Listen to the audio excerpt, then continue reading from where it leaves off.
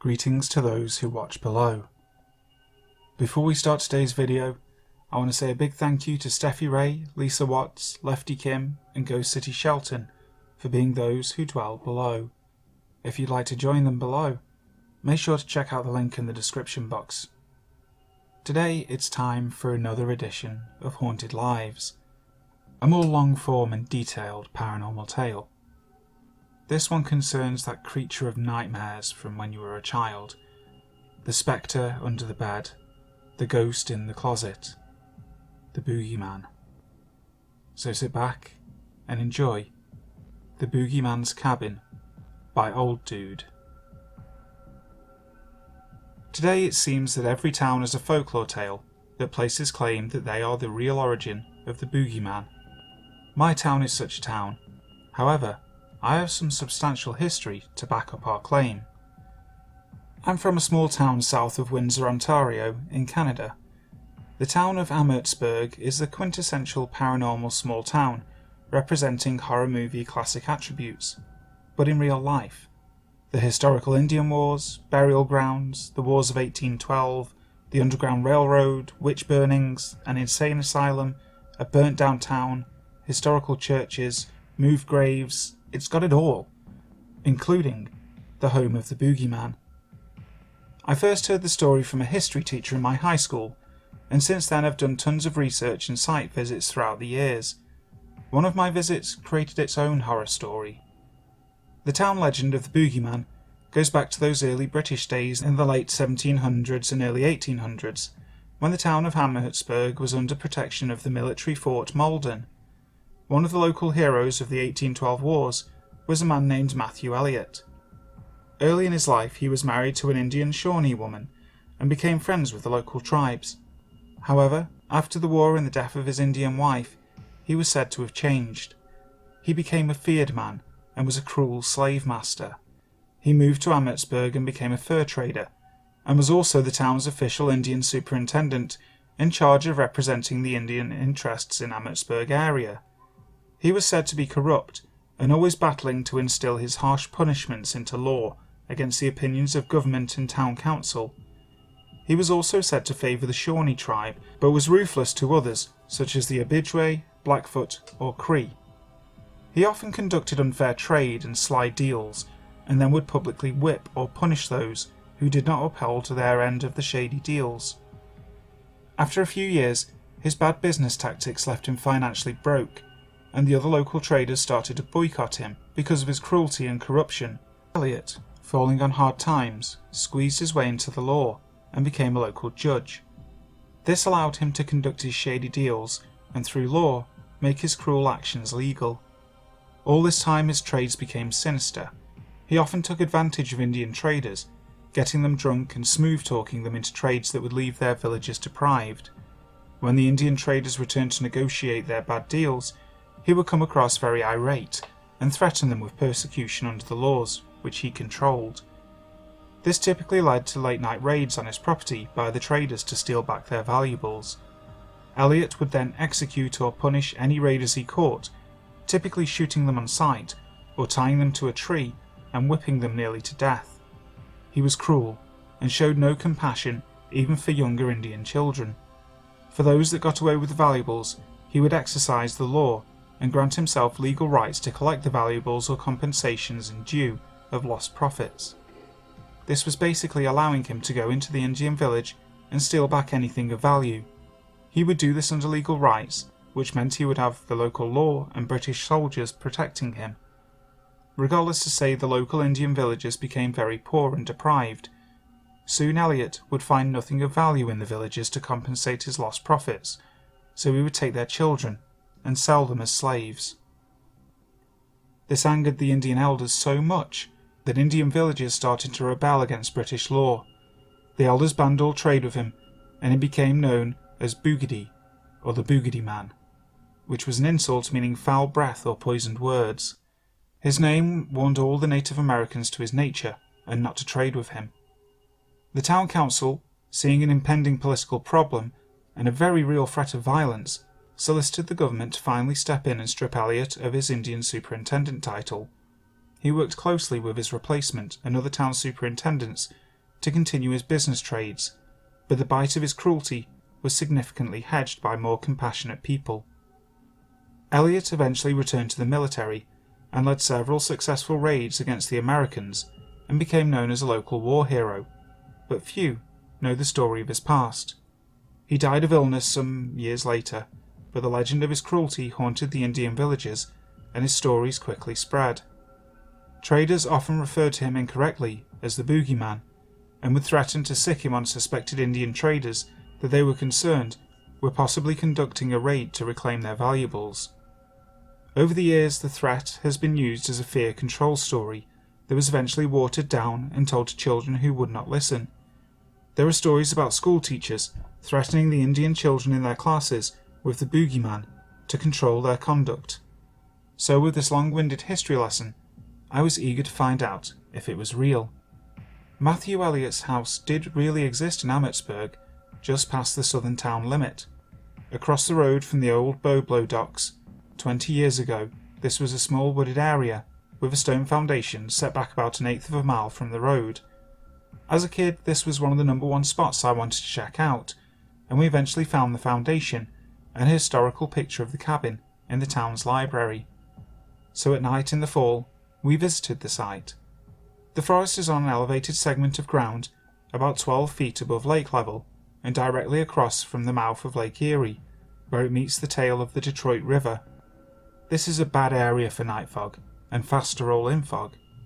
This night was similar to many fall nights, and fog was rolling in quick. This night, unlike some of my other encounters with the paranormal, did not involve the consumption of alcohol. I was with my girlfriend at the time, and we parked our car at the road and quickly moved into the woods to find the rock foundation. The first thing we found was the bones of a large deer, followed by several other bone piles in the area.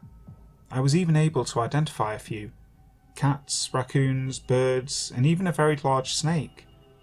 The bone piles were all old and had been there a long time. They were clean and white. As we moved through the trees, we noticed that the bones were all in one area of the woods, and many of the trees were also dead. Most were stripped of their bark and hollowed out. So, to avoid the creepiness of all the dead animals, we moved back farther into the woods. Soon we were forced to take out flashlights, as the faded evening light had gone and fog was moving in. At this time we had still not found the foundation of the house. I could tell my girlfriend was getting freaked out and uncomfortable with the deteriorating visibility, so I told her we'd only stay a few minutes more. We moved further back into the woods. At this point, we were very near a swamp in the back of the forest, and near a bunch of tall elephant grass that surrounded the area.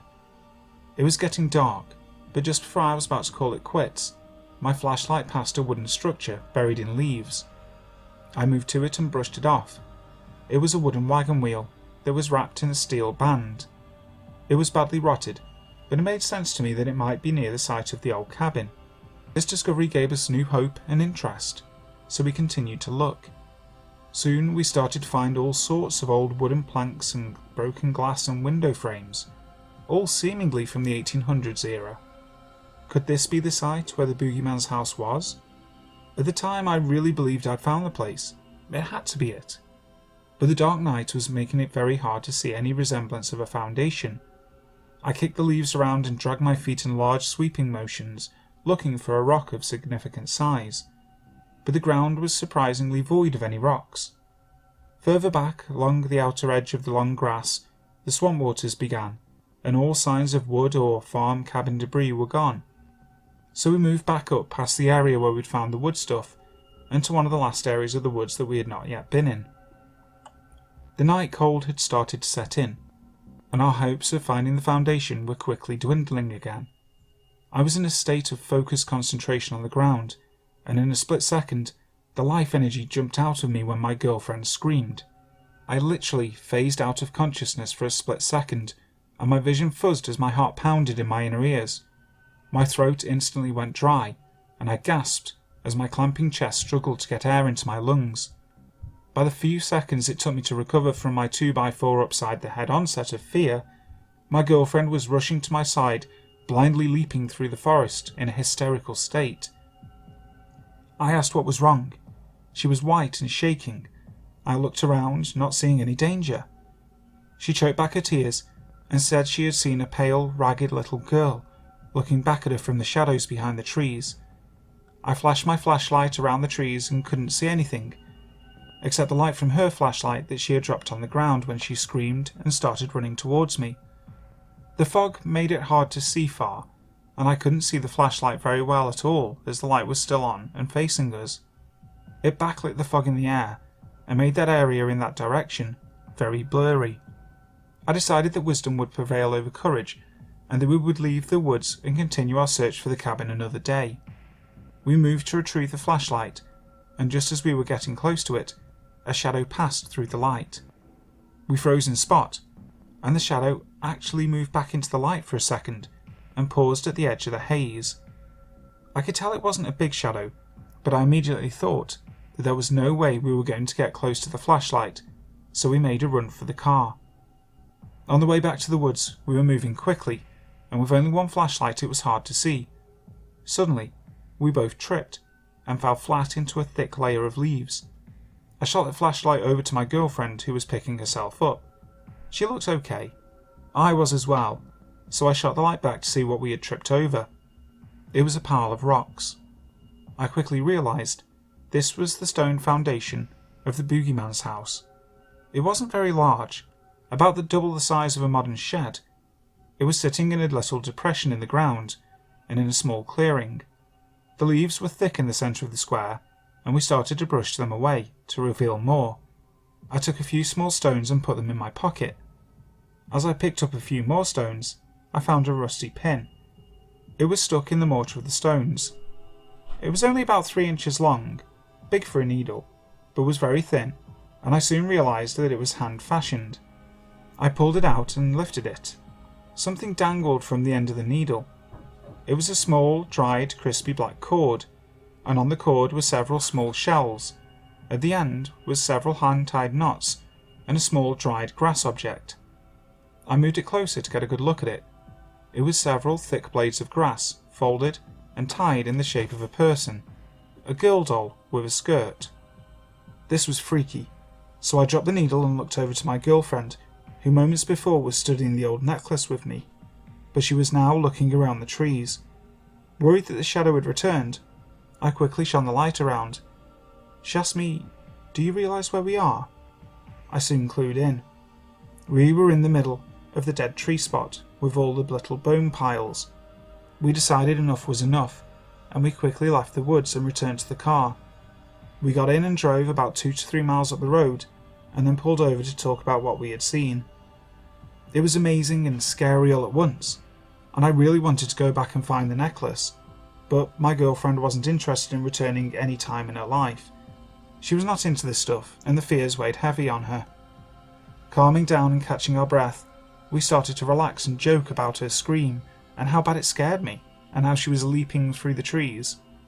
Just as we started to forget our fears and get comfortable again, the windows on the car started to fog up as we continued to talk. Seconds later, I found the strike of fear piercing my innards like a lightning bolt. As we were talking and fogging the windows, I realised that there were dozens of little handprint smears on all the windows. Regardless to say, we quickly went home and washed the car. The neighbours must have thought us nuts for washing the car in the middle of the night, as the handprints were all over the body of the car too. That night, I realised something about the legend of the Boogie Man. I had gone into the woods looking to see the foundation of the Boogie Man's cabin, worried that his ghost might be haunting it. But it is not he who we have to fear. What I discovered there in the woods is that the spirits of those children he stole and the victims he killed were what we needed to fear.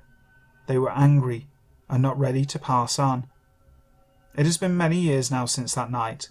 About 15 years ago the town bulldozed the site, and there is now a nice little modern house built in the exact location.